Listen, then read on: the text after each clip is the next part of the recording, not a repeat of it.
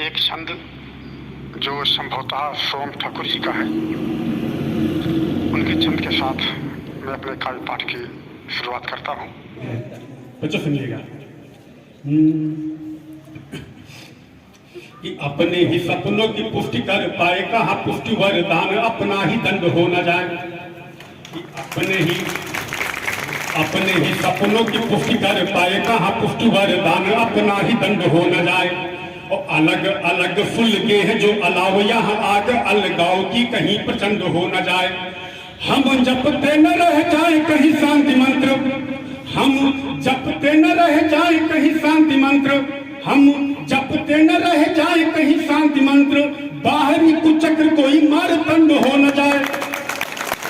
हम जपते न रह जाए कहीं शांति मंत्र, बाहरी कुचक्र कोई मारतंड हो न जाए, बाहरी कुचक्र कोई मारतंड हो न जाए। और खंड खंड हो चुकी अनेक बार मातृभूमि, देखना ये देश फिर खंड खंड हो न जाए, देखना ये देश फिर खंड खंड हो न जाए, देखना ये देश फिर खंड खंड हो न जाए।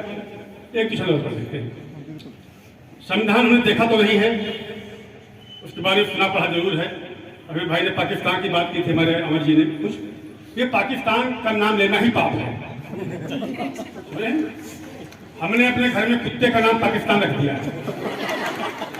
जब हमको गुस्सा लगती है पाकिस्तान को, उसी को दो चार लत मार देते हैं। उस पर भाई बोलना कुछ बेकार है।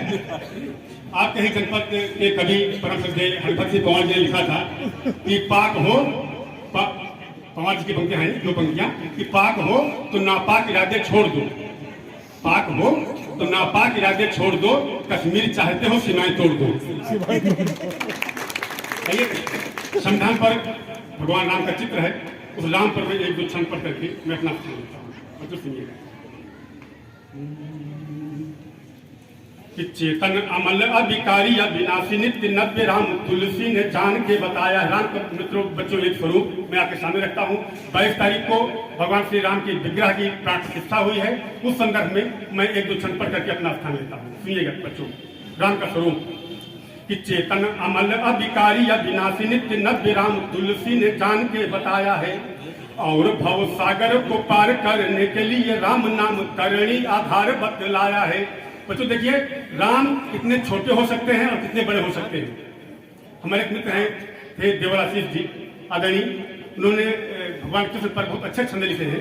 राम की कृष्ण की विराटता और उनकी लघुता को लिखा उन्होंने इस तरह से कि रूप विराट धरा तो धरा हर लोक में छा गया कान्हा, रूप विराट धरा तो धरा हर लोक में छा गया कान्हा, और रूप किया लघु तो इतना कि यशोदा की गोद में आ गया कान्हा।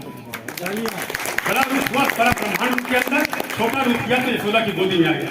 भगवान श्री राम का, उनकी लघुता, उनकी महत्ता इस छंद के माध्यम से मैं आपके सामने रखता हूँ।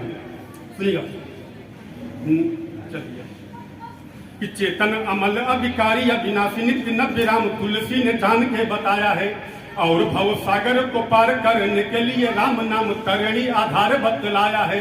लघु से भी लघु और विराट से विराट राम, लघु से भी लघु है विराट से विराट राम, ऐसा अनुभवी भावुकों ने बतलाया है। और दुनिया का कण कण राम में समाया है, तो दुनिया का कण कण राम में समाया है, तो दुनिया का कण कण राम में समाया है, तो राम दुनिया के कण कण में समाया है, राम दुनिया के कण कण में समाया है।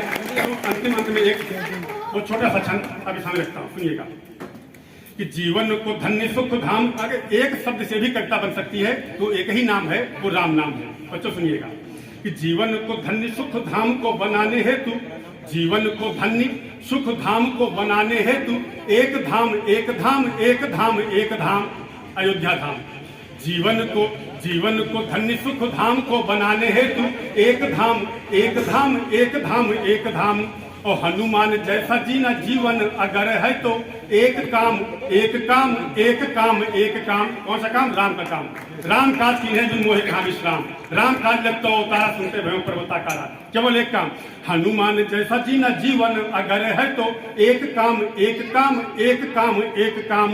और भव सागर से पार यदि होना है तो, और भव सागर से पार यदि होना है तो एक नाम एक नाम एक नाम एक नाम, राम राम राम राम राम राम राम राम राम राम राम राम राम राम राम राम राम।